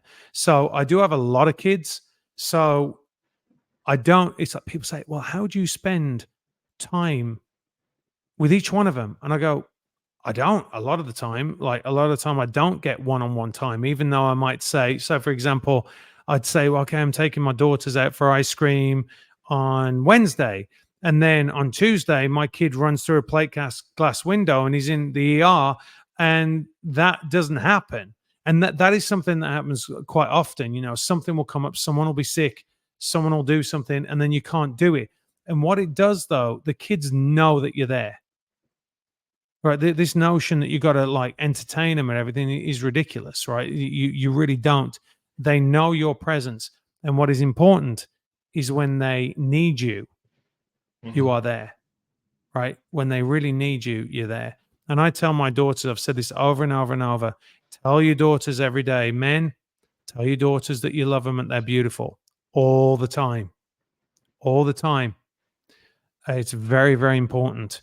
So, I want to be back with my kids as much as I can. I take them wherever I can.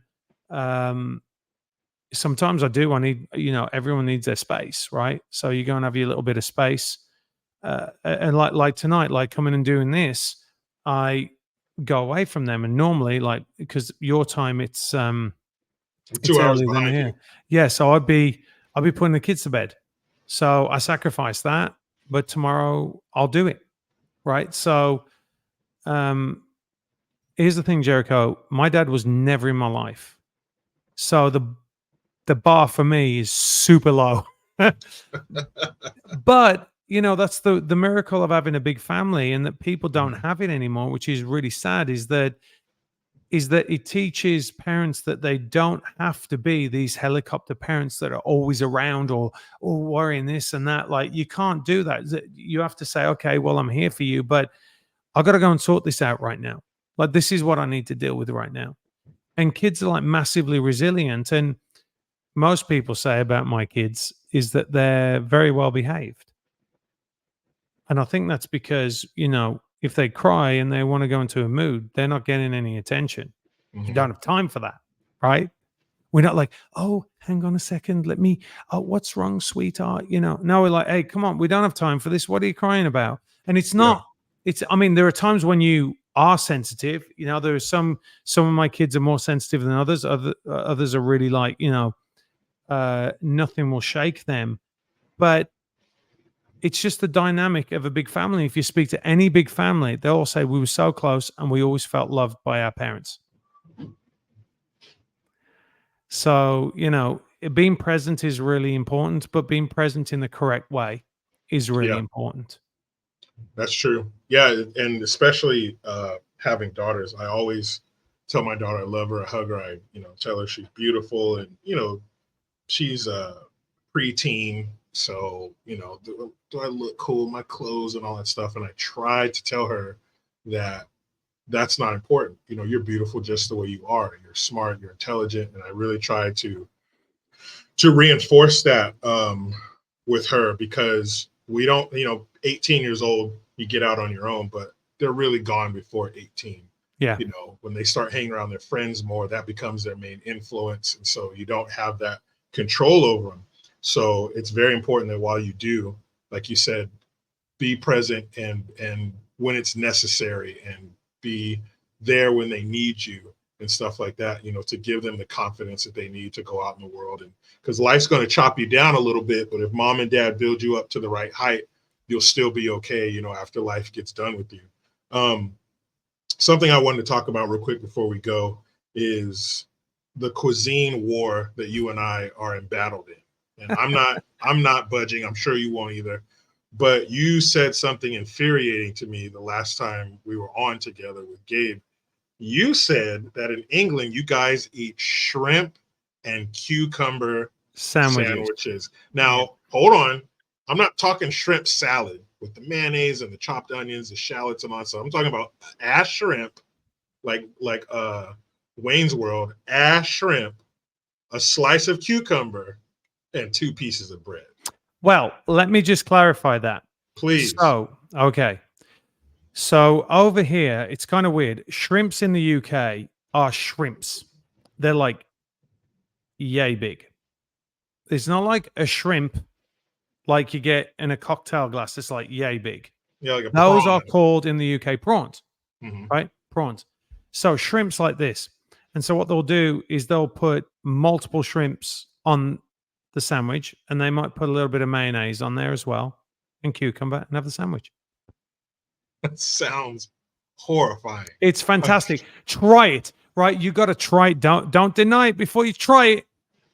I can't. Matt, you ever try to take two magnets and push them together? You can't, right? They slip and go to the side. You cannot do it. If I You took that can do sandwich, it.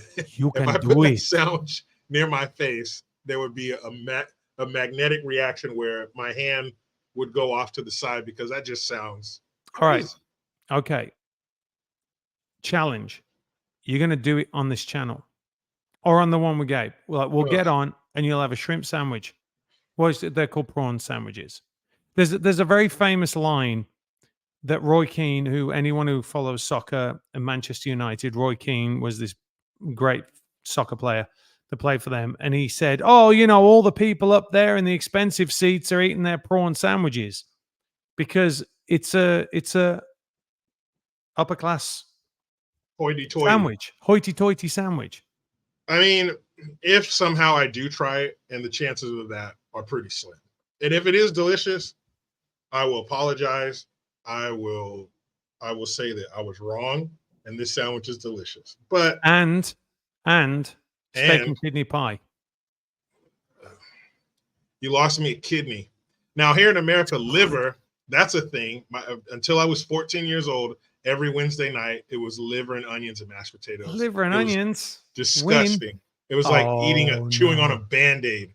It's because you Disgusting. haven't had it right. My dad's a world-class chef. It was prepared properly. But it's like Mm, if you took a piece of bubble gum and put it in the sand. So it's chewy, it's grainy, and it tastes like blood. Disgusting. But the steak and kidney pie, I can't. And that's another thing we were talking about. In the UK, you guys have savory pies. yeah. Here, a pie is usually sweet: pecan, apple, pumpkin, sweet potato. So Pumpkin it's a pie it's a is very dessert. weird. Pumpkin pie I'll is agree very with you on weird. that. I'll agree with you on that. I'm more of a sweet potato pie fan myself. Pumpkin pie is strange. I think pumpkins are just for carving and Yeah. putting candles in them. Yep. But what is your favorite British cuisine, and what is your favorite American cuisine or meal? I Great should say. question. That's a great question. Favorite. My favorite cuisine of all time is sushi. Right, like I love sushi. I think it's you never feel too full with it. It always feels healthy. So I like sushi. But if I was gonna pick a great British like meal, fish and chips are pretty great. I went back and I had fish and chips when I went back, and if it's done right, it's really good. And maybe it's because I never have it. Actually, when I was growing up, I never had it. But I did have, that's great. I love steak and kidney pie. Got to tell you, also chicken and mushroom pie. It's very good. But really, the British cuisine is Indian. Mhm. Really. Oh, I tell you, I like roast beef and Yorkshire pudding.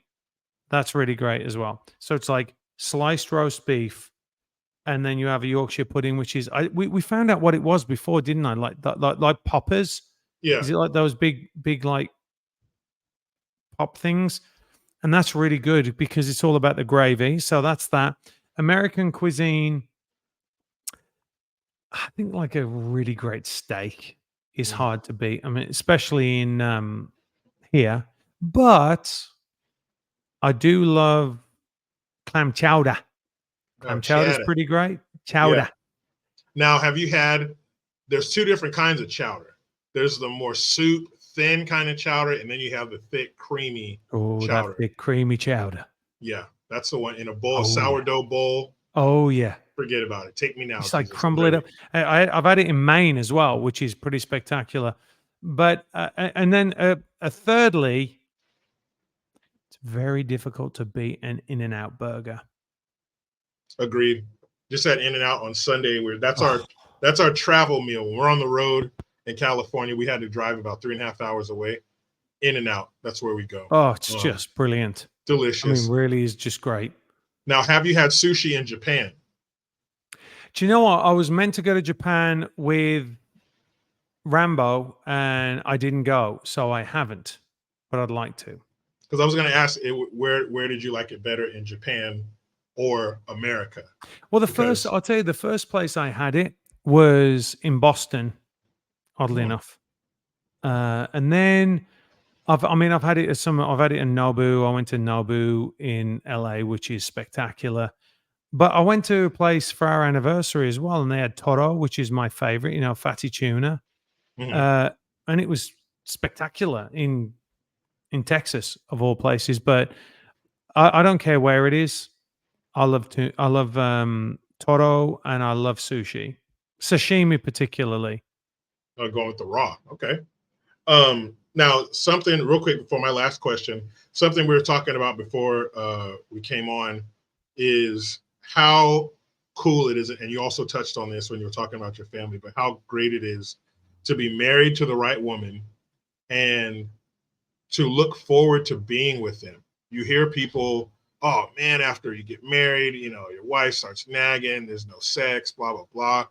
Those people did it wrong. So those of you Yeah. out there who aren't married yet, maybe you're with a woman and you haven't popped the question, or maybe you're with nobody, but you want to get married.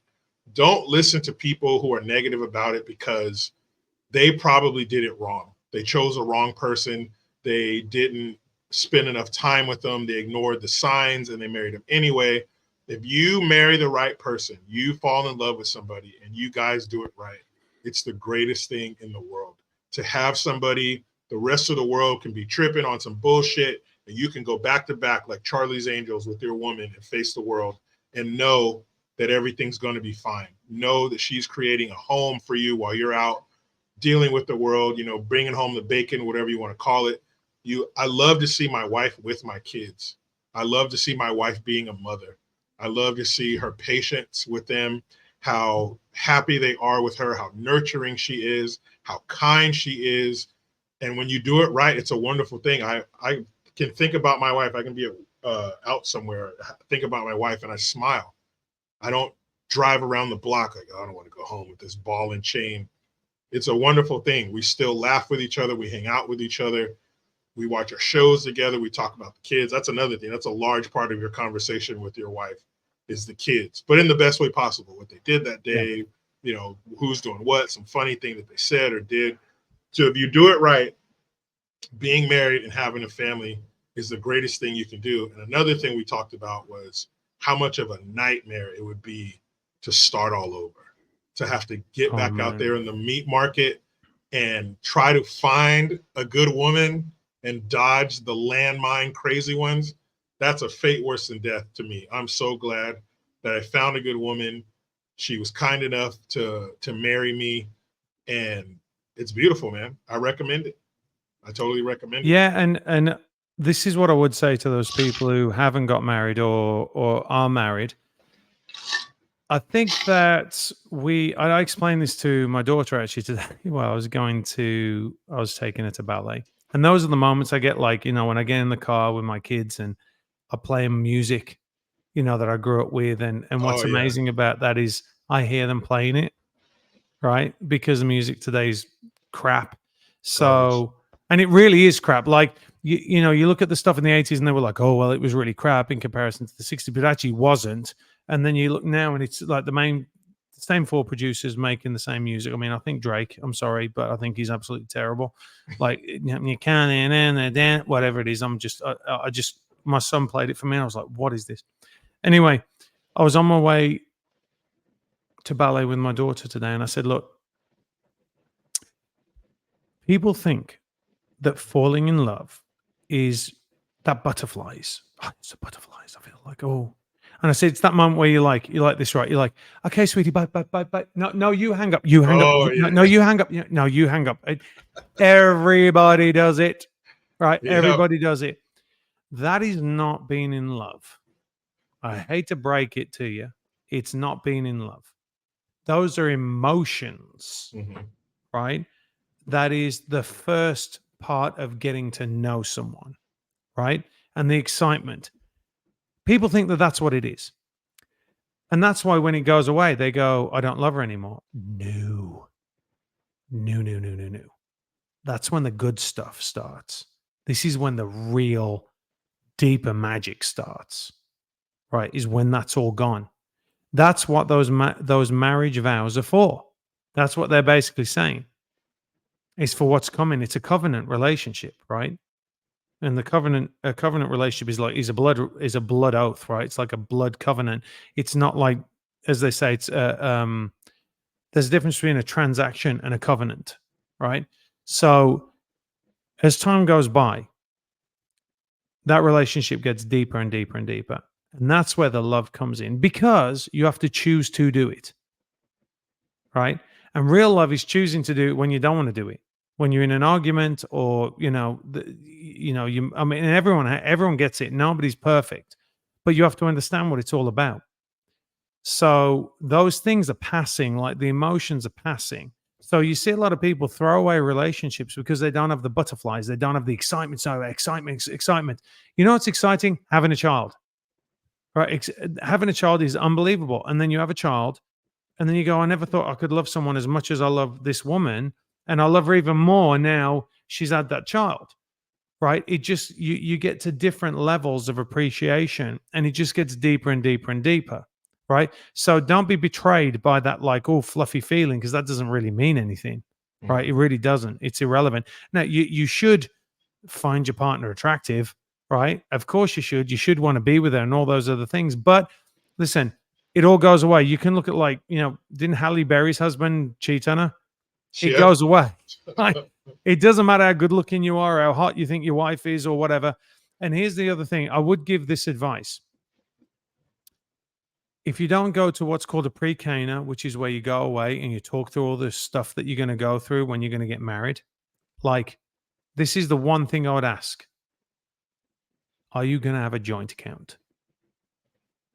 You will be surprised how many people break up over that. But they break up after they're married, because one person will say, no, I'm keeping my money. And the other person's like, what? What are you talking about? We're in this together. It's a joint account, right? So people don't consider these things. They're all like, oh, fluffy bunny, I'm going to get married, and that's the next step, or whatever it might be. But you got to sit down and go, hang on a minute. How are we fixed as far as how we are looking to move forward? And when are we looking to have kids? Because, by the way, if you're looking to wait until you can afford it, Jericho will tell you that day is never coming. You'll never have them. Yeah. It's never coming. You'll never have any kids, right? And that goes for anyone of any, any wealth bracket. Trust me, you're never going to have them. So you just got to say, okay, for me, I was like, okay, I'm open to life. That's it.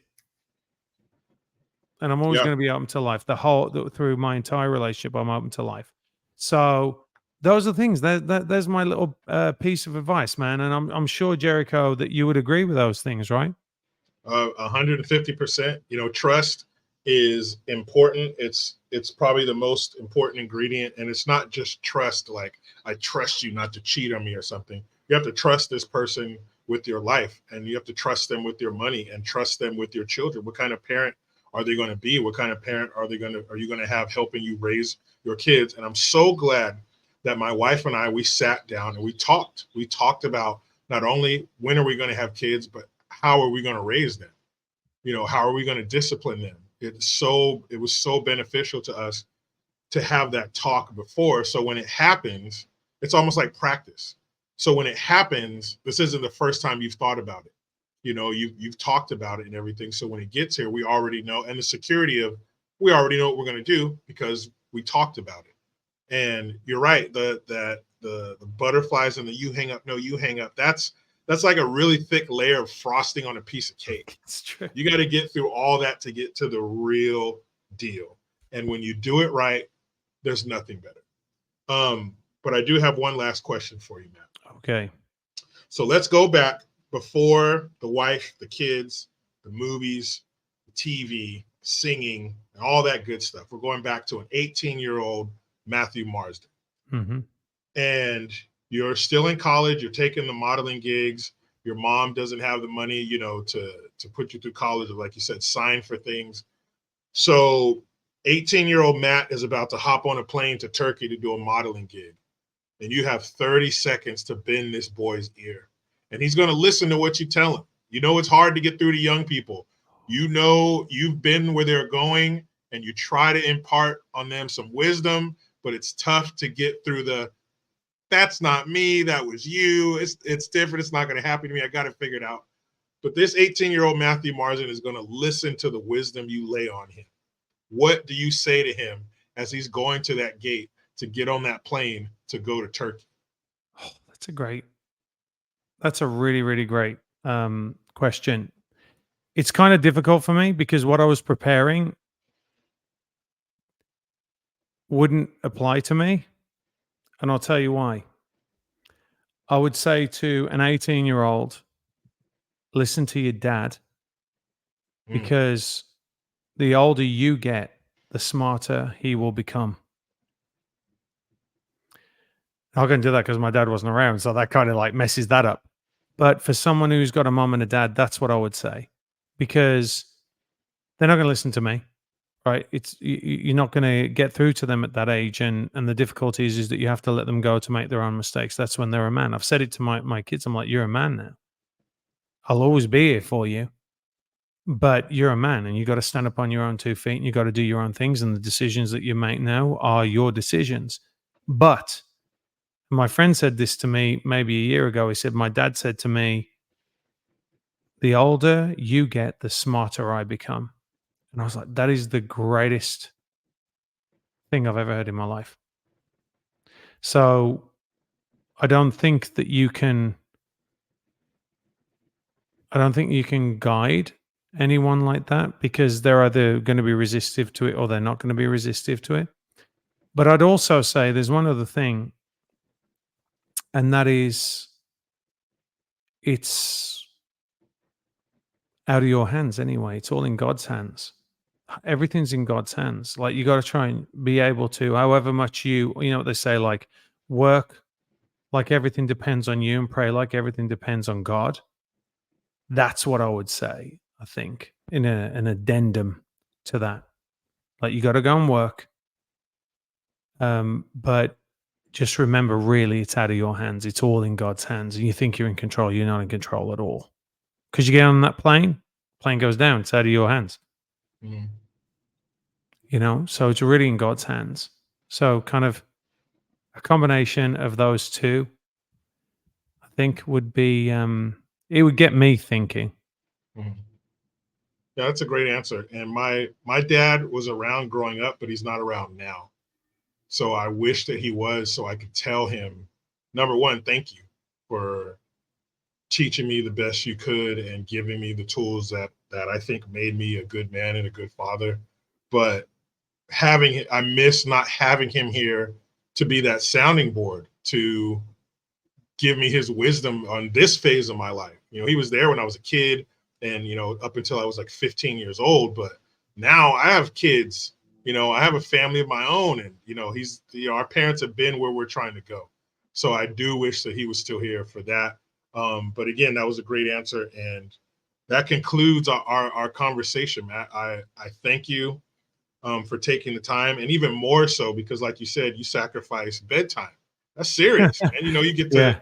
hear their little, tidbits of what they learned today. And my son always has me carry him to his room. He says, "Pick me up," Yeah. and I do it because there's going to come a time when he's not going to want me to tuck him in, Very quick, and man. It's very yeah, quick. and read stories to him, and turn on his night light and all that stuff. And dad always has something. Dad, wait, dad, before I'm leaving the room. What do you want? And it's usually ridiculous, but he just wants, that another moment. So Yeah. I appreciate that, man, and I thank you for sticking with it, because like I said, there were some scheduling conflicts, and we were going back and forth in emails for the longest time, and we made it happen. It was great. I hope that you will come back again, because there's so much more to talk about. I know you'll have more projects to talk about and more life to talk about. So there's a standing invitation here.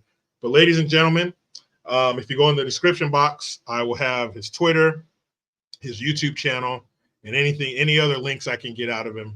Make sure you guys click on him, give him a follow, support his projects. And so often, especially now in this porta potty that's full to the rim called woke culture that we're wading through, you want quality entertainment. You want good people doing good projects. Well, here you go. So now it's up to us to support. So make sure that you guys do that. Check out all of his projects. Go back and watch the old ones, Schoolboy, Rambo 4. you know. And if you have it, if you can, it's on Hulu or something like that. Coronation Street. Let's take it way back. Find those videos of him singing at that Pepsi concert. Whatever you can, support. And again, I thank you, Matt, for being here. And this will not be the last time. But people, until that next time, myself, Mr. Matt Marsden, we are out.